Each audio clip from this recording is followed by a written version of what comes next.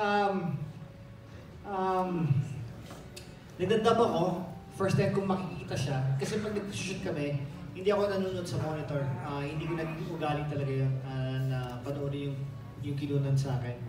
So nung sa dubbing, una ko nakita yung mga eksena. And I went inside the dubbing room. And then I was dubbing, and then mamaya parang yung unang voiceover ko pa lang, may background music ako, nag-voiceover ako wala pa itong dub, voiceover lang. Oh, umiyak ako Sabi ko, sandali.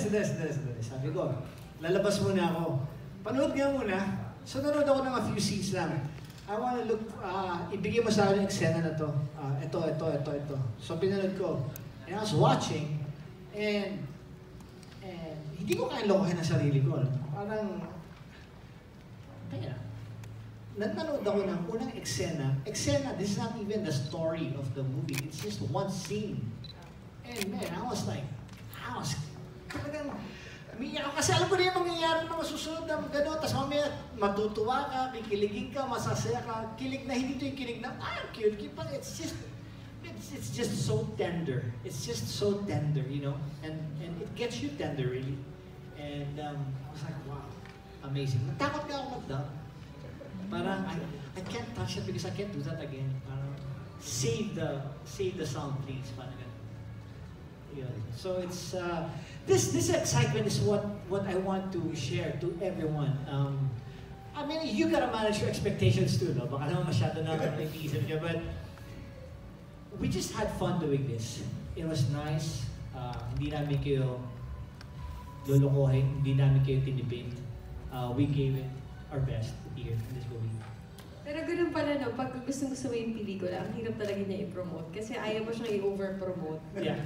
Pero gusto mong panoorin nila kasi gusto mo siya. Ayun ang gusto ko mangyari. Ang gusto ko after na wala na promo Parang kita doon tayo sa premiere, tapos sa showing na. Parang kasi baka ma-over, parang just watch the movie. Parang ayan. It's either you watch it or you don't. Sabi ko kay na, you were talking about it. Well, we all gave it our best shot, and what happens next is beyond our control, really.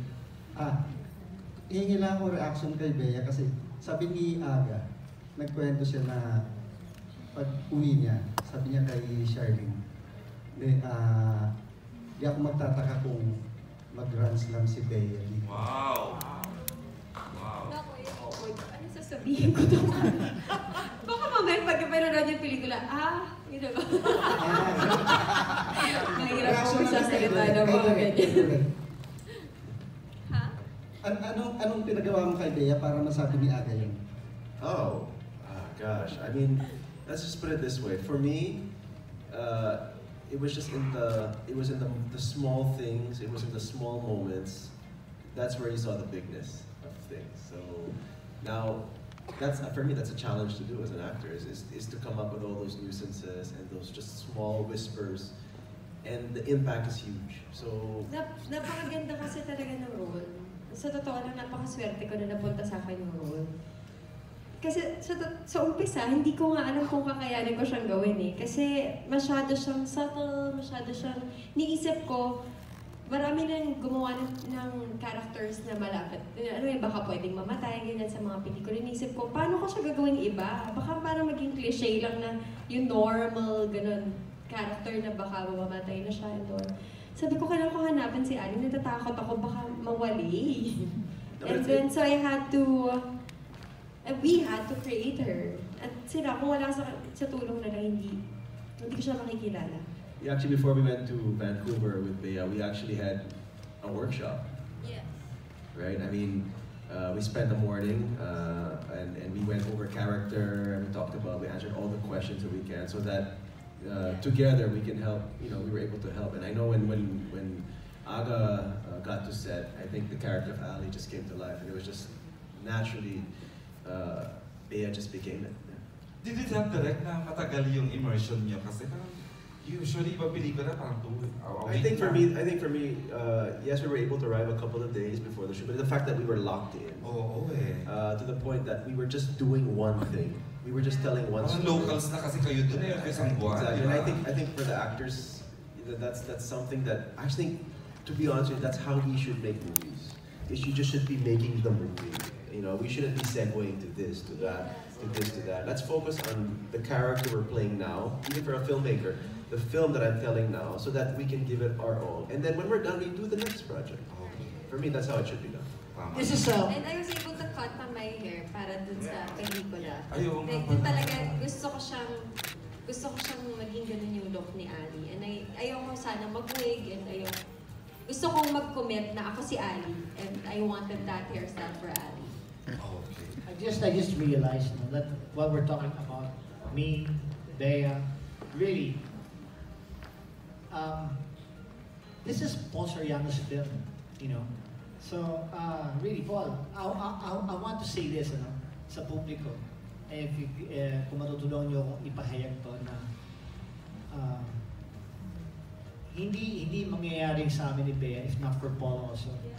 What he did, what he was during the filming, his attitude, his personality, yung sinasabi niya, he made sure we were all comfortable.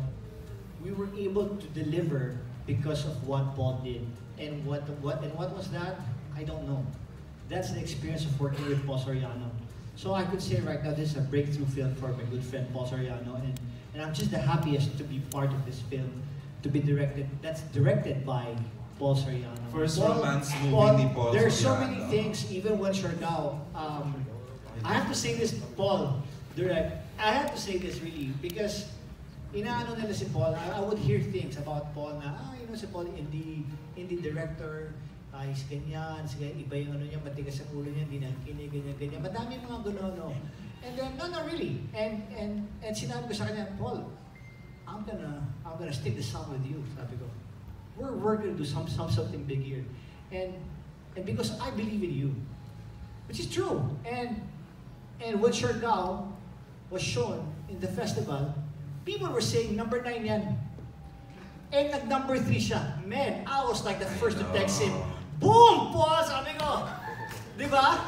Parang eat your heart out, everyone. Parang lahat ng mga nang-aapi sa'yo, parang, eto ka. And I was just the happiest. I was like, he didn't need that, but it was just a vindication. Parang I was just the happiest, you know. And then now we have this film. Man, I can't wait for you guys to see what Paul did sa movie to. Kung ano naman na makita nyo galing ni Edward, ni Albi, ni Sandy, kami lahat, the shots, everything, the feel, that's Paul Soriano, right there. Reaction, direct, medyo parang, wow. I think for me, you know, it can take a room full, thousands of people can doubt you, but it just takes one person to believe, and that was Aga Mulak, and that's why I'm here today. So, thank you for believing in me. Also Bea, thank you for the trust. I mean, yes, I had, you know, I had the chance to work with Aga Mulak, and just the history that he brings, you know, the icon that he is, and then you add Bea Alonzo, who's just also one of the best of her generation. You know, she's just. I said this in my previous press conference before, is that if you look at their filmographies, easily a handful of the films are some of the best in Philippine cinema history. I mean, that's no joke. And for me to be able to direct both of them in a film together, I just, I'm blessed, and I'm humbled, and I'm very thankful for the trust that these two great actors gave me, and hopefully it's not the last. Yeah. Direk, actually, while you have the mic, if I may just have a follow-up question to Aga's statement, what makes this a Paul Soriano film? Ano yung tatak Paul Soriano with First Love? There's a lot of heart, I think. For me, in every film that I tackle, I give it my heart. I give it everything that I've got. It's my dream to be in this industry. It's my dream to tell stories, and I have to be prepared to sacrifice things that are even bigger than me. And yes, Aga was right about the challenges. There's a lot of people, there's a lot of talk out there saying, you know, he can't do this, he can't do that. But that's exactly what motivates me to get behind the camera and continue to tell the stories that I'm passionate about. You know, with First Love, I'm very thankful actually also to Star and to Viva that they were actually able to just give me the freedom. What you see on the big screen is really an imagination that I had even before I went to these actors. And for that to happen, I really fought for that. It's a battle that you need to fight for. And to have actors come on board and ride that vision with you, it's a great feeling. The trust is a great feeling. But for me, I guess if you call it a style, for me, I love telling strong stories with strong visuals and kind of balancing both out so that the audience literally has a cinematic experience. When you go to a cinema, I want to make sure that I fascinate, that I impress your eyes so that I can go into your heart. So that's what I do with my visuals. Nice. And for the last question, here is Alan Diones. Alan?